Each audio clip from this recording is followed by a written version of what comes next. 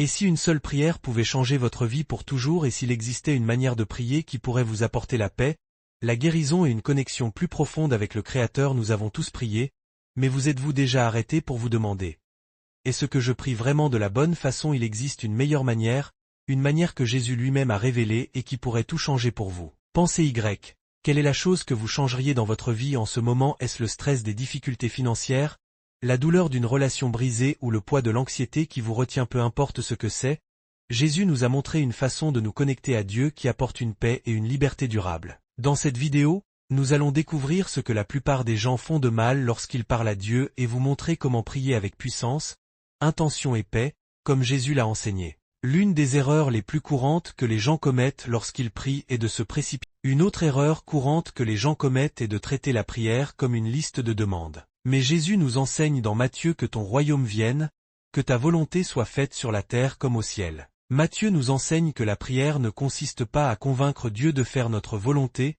mais à aligner nos cœurs avec la sienne. Pensez à Jésus dans le jardin de Gethsémanée, comme Matthieu nous le raconte en 26, 39. Jésus a prié: Père, s'il est possible, que cette coupe s'éloigne de moi. Cependant, non pas ma volonté, mais que la tienne soit faite. Même face à une douleur inimaginable, Jésus a fait confiance au plan de Dieu, qui était plus grand que le sien. Lorsque vous priez, essayez de dire: Seigneur, je te fais confiance, même si les choses ne se passent pas comme je l'espère. Je sais que ta volonté est parfaite. Aide-moi à abandonner mes plans et à aligner mon cœur avec le tien. Ce n'est pas toujours facile, mais cela ouvre la porte. C'est que garder de la rancune peut bloquer leur connexion avec Dieu. Jésus nous enseigne dans Matthieu 6h12 de prier: Pardonne-nous nos dettes, comme nous pardonnons aussi à nos débiteurs. Matthieu souligne ici que le pardon n'est pas seulement quelque chose que nous demandons, c'est aussi quelque chose que nous offrons. Jésus explique cela plus loin dans les versets 14 à 15, en disant: Si vous pardonnez aux autres leurs offenses, votre Père céleste vous pardonnera aussi. Mais si vous ne pardonnez pas aux autres, votre Père ne vous pardonnera pas non plus vos offenses. Pensez à la parabole du serviteur impitoyable dans Matthieu 18, 23-35. Le serviteur devait à son maître une dette énorme, mais il a été pardonné. Pourtant, lorsqu'une personne lui devait une somme bien plus petite, il a refusé de faire preuve de miséricorde. Le maître, furieux, lui a dit: N'aurais-tu pas dû avoir pitié de ton compagnon, comme j'ai eu pitié de toi?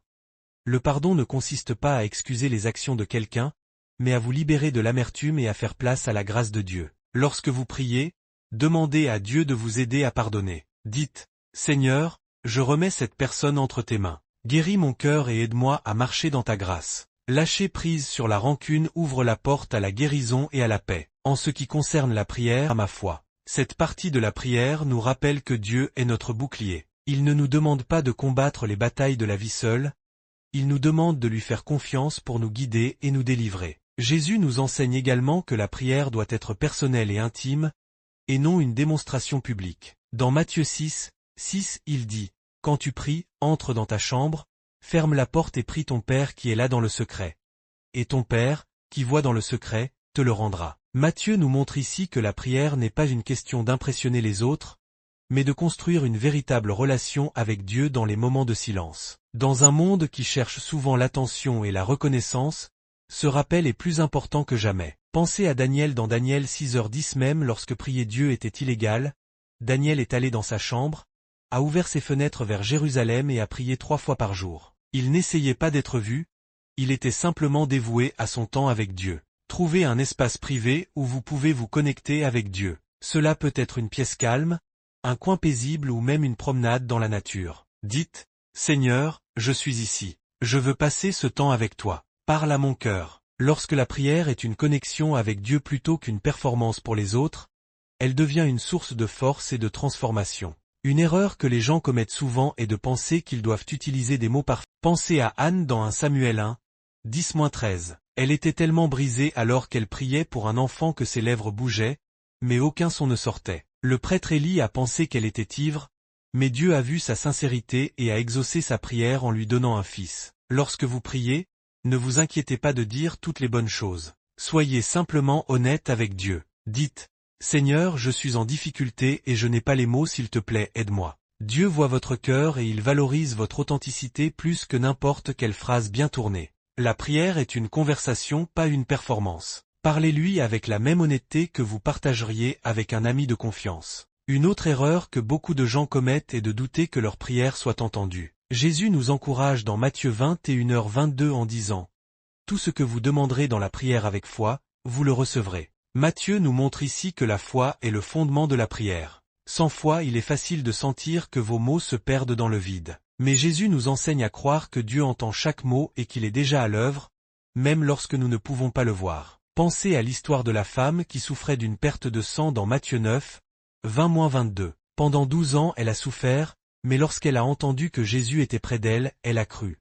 Si je touche seulement son vêtement, je serai guéri. Sa foi a touché Jésus et il lui a dit, « Ta foi t'a guéri ». Lorsque vous priez naturellement, dites, « Seigneur, merci pour aujourd'hui. S'il te plaît, guide-moi et aide-moi avec ce que je traverse ». La prière n'a pas besoin d'être compliquée. Les prières les plus puissantes sont souvent les plus simples. Dieu s'intéresse davantage à votre cœur qu'à votre vocabulaire. Faites-lui confiance, il vous entend, peu importe la simplicité de vos mots. Une erreur que nous commettons souvent dans la prière est de nous concentrer uniquement sur ce qui nous manque ou sur ce dont nous avons besoin. Mais Jésus nous montre la puissance de la gratitude dans la prière. Bien que cela ne soit pas explicitement mentionné dans le Notre Père, la gratitude est tissée dans tout ce qu'il nous a enseigné. Paul le souligne dans 1 Thessaloniciens 5h18 en disant « Rendez grâce en toutes circonstances, car c'est la volonté de Dieu pour vous en Jésus-Christ ». Jésus donne l'exemple lorsqu'il nourrit les 5000 dans Matthieu 14h19.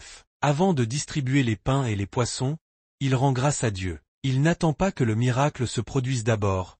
Il remercie Dieu avant de voir la provision. Lorsque vous priez, prenez le temps de remercier Dieu pour les bénédictions que vous avez déjà. Dites, « Seigneur, merci pour ta fidélité. Merci pour la manière dont tu as déjà pourvu et pour la paix que tu m'as donnée. » La gratitude transforme votre perspective. Elle vous aide à vous concentrer sur la bonté de Dieu plutôt que sur ce qui vous manque, et elle ouvre la porte à encore plus de bénédictions. La patience dans la prière, cela vous sera accordé. Cela nous rappelle que nos prières doivent être ancrées dans le timing de Dieu et dans sa volonté. Pensez à Abraham et Sarah dans Genèse 17. Dieu leur avait promis un enfant, mais il a fallu des années pour que cette promesse se réalise. Abraham et Sarah ont dû apprendre à faire confiance au timing de Dieu, et même lorsqu'ils ont douté, Dieu a tenu sa parole. Les promesses de Dieu sont certaines, même lorsque l'attente semble longue. Lorsque vous priez, apprenez à faire confiance au timing de Dieu. Dites, « Seigneur, je crois que tu travailles dans ma vie et que tu répondras au moment parfait. Aide-moi à attendre patiemment,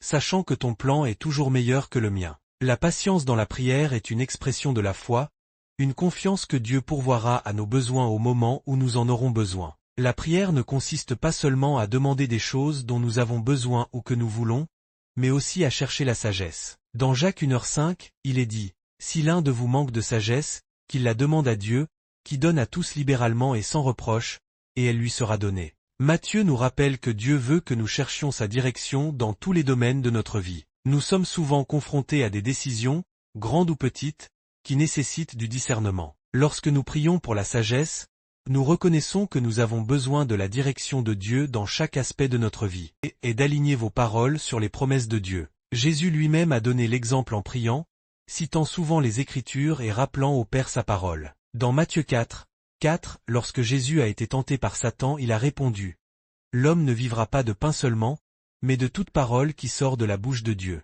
Lorsque vous priez en vous alignant sur les Écritures, vous vous connectez aux promesses de Dieu et affirmez sa vérité. Cela transforme votre prière d'un simple souhait en une déclaration puissante de foi. La parole de Dieu est vivante et active, et lorsque vous la proclamez, vous invitez sa puissance dans vos circonstances. Pensez à la manière dont Jésus a utilisé les Écritures pour naviguer dans les épreuves de la vie. Dans Matthieu 26, 39, alors qu'il faisait face à la croix, il a prié, « Non pas comme je veux, mais comme tu veux », reflétant le plan ultime de salut de Dieu. Jésus connaissait la parole de Dieu et la laissait le guider, même dans les moments de profonde angoisse. Lorsque vous priez, trouvez des versets dans la Bible qui correspondent à votre situation et proclamez-les à haute voix. Par exemple, « Seigneur, tu dis que tu pourvoiras à tous mes besoins selon ta richesse en gloire. » Philippiens 4, 19. Je fais confiance en ta provision. Cette pratique apporte profondeur et confiance à vos prières, car elle affirme la volonté de Dieu pour votre vie à travers la vérité de sa parole. Comme nous avons exploré ces étapes,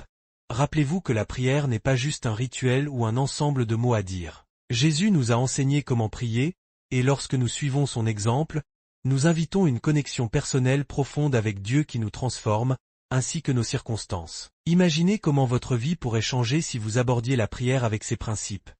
Adorez Dieu, abandonnez votre volonté, cherchez la provision quotidienne, pardonnez aux autres, faire confiance à son timing et demander la sagesse. Votre vie de prière pourrait devenir une source de force, d'espoir et de percée. Maintenant, prions ensemble. Prenez un moment, où que vous soyez, et laissez cette prière être votre déclaration de confiance, d'abandon et d'espoir en la bonté de Dieu. Merci pour le privilège de la prière. Merci de ce que nous pouvons venir devant toi, non pas comme des étrangers, mais comme tes enfants, ayant besoin de ton amour, de ta direction et de ta force. Seigneur, nous t'adorons pour qui tu es, saint, puissant et miséricordieux. Nous te louons pour ta grandeur et ta présence constante dans nos vies. Aujourd'hui, nous abandonnons notre volonté à la tienne. Aide-nous à aligner nos cœurs avec les tiens, en faisant confiance que tes plans sont toujours pour notre bien. Nous te faisons confiance pour pourvoir à nos besoins aujourd'hui. Nous relâchons nos inquiétudes pour demain et nous reposons dans ta fidélité. Seigneur,